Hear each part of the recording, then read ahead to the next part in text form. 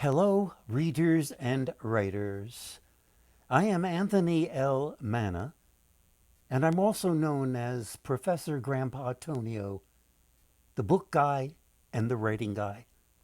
Welcome to my folklore treasury, where very old stories called fairy tales and folk tales never grow old because they are told over and over, remembered over and over, and read over and over and over again. Today, I'm excited about sharing a story with you from a collection of these old stories I wrote and reimagined with my friend Soula Mitakidou in a book we titled Folktales from Greece, a Treasury of Delights. Now, the story I am reading to you today is called Brother and Sister. Are you ready to hear about a really weird event in a story? It's the strange magic that comes into the sister's life through her hair and face. Did you hear that? Her magic appears to her in her hair and her face. Why is this weird magic so important in her life? And what about her brother? How does he help his sister, even though he's sent to jail for a crime he did not commit? And then there's this beggar, a nasty lady. What makes her so nasty? And do you think she'll ever change? Here we go. I hope you enjoy listening to Brother and Sister, retold and reimagined by Anthony Manna and Soula Mitakidou. In a small village, there lived a poor brother and his sister. The brother sold wood, and his sister stayed at home, kept house, did many chores, a lot of hard labor through the days. There were times when they had nothing at all to eat. On his way to work one day, the brother ran an errand for a man and was paid 3 pennies. With this money, the brother bought 3 sardines and took them to his sister. "Sister," he said, "let's put these sardines aside and we'll eat them tonight with our bread." That's what he said. Then he went back to work. A while later, 3 women came to the sister to pay a visit. "Please, may we sit to rest for a while? We have walked a long way." "With pleasure," the girl said. What could she treat them to, though? All she had were the 3 sardines. Well, she cleaned and offered these to the women. And since she had no oil for seasoning, she settled for plain vinegar and water. What else could she do? "Oh, how can we thank you, dear girl?" the second woman suggested. "I know what we should do for her. We should cast her destiny anew." The 3 women agreed.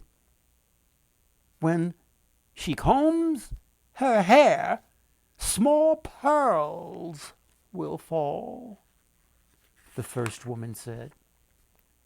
"I say that when she washes, the basin will fill with fish," the second woman said.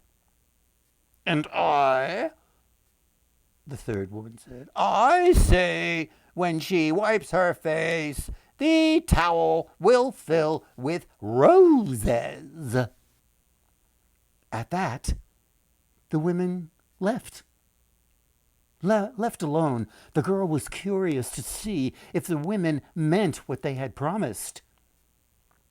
So then, she combed her hair, and the place filled with small pearls. She washed her face, and the basin filled with fresh fish. She wiped her face with a towel, and I guess you already know what happened. It filled with roses. The girl picked up the pearls and the roses and hid them. Then she cleaned the fish, cooked them, and put them away.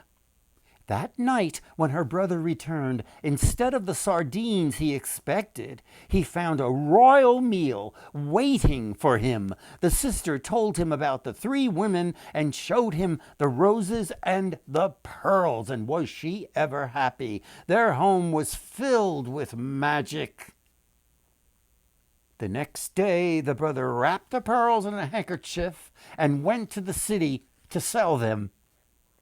Yet, wherever he went, people did not believe that the pearls were his. Where could a ragged man like this find such pearls? They wondered. He must have stolen them. In the end, they took him to the king to be judged. The king, who had recently lost his wife. She passed away recently. My king, the young man said, I did not steal the pearls. They belong to my sister. Whenever she combs her hair, small pearls fall. Whenever she washes her face, the basin fills with fish. And whenever she uses the towel, it fills with roses. Oh, if this is true, I will marry your sister, the king said. But if you are lying, off with your head. The young man returned to his village to bring his sister to the king. To speed their journey, they took a ship to the king's palace, but on their way, the girl fell ill. A young beggar who happened to be traveling on the same ship came to the girl and invited her to rest her head on her shoulder to comfort her. While she was resting, the girl told the beggar her story. Filled with jealousy, the beggar waited for the girl to fall asleep, and then she stuck a pin into the girl's head. At once, the girl turned into a bird and flew off just like that.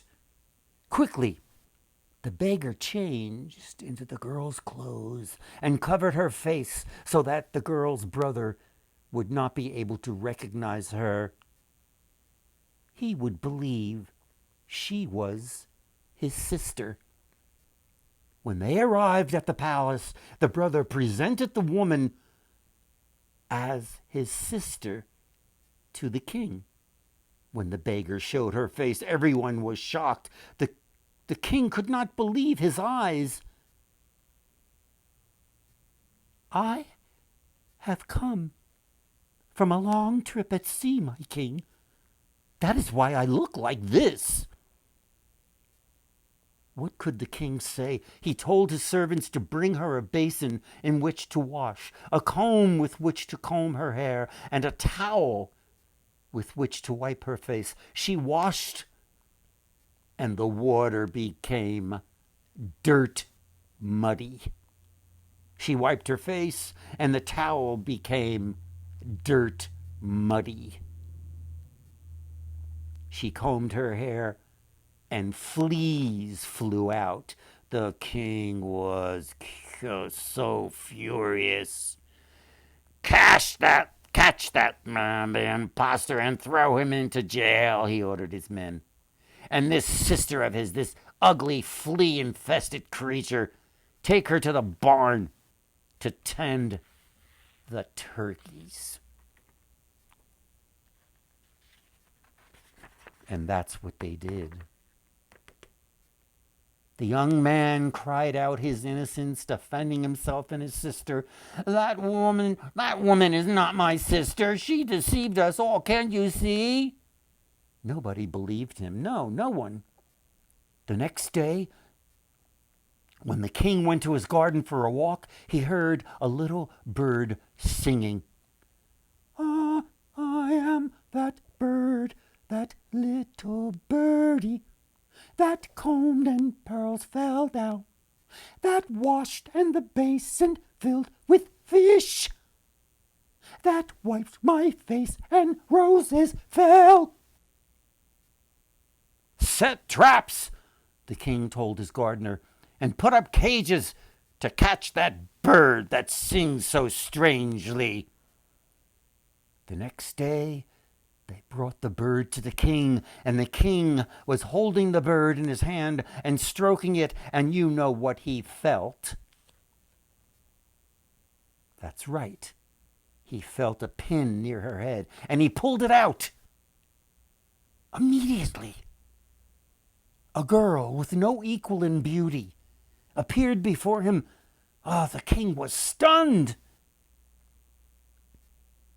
I am the one you sent for, the girl said. That other, she is a wicked beggar who tried to destroy me. Then she combed her hair, and the place filled with small pearls. She washed, and the basin filled with fresh fish. She wiped her face with the towel. That's right. That's right. I know you're thinking. It filled with roses. The king ordered his servants to bring royal clothes for the girl. They dressed her, showed her to a golden throne, and gave her a golden apple to hold. In the meantime, they freed her brother. The king and the girl soon married, and the wedding feast lasted for 40 days and 40 nights. And that wicked beggar, well, she fell to her knees in front of the king and the new queen, and sobbed and pleaded, please, please, spare me, spare me.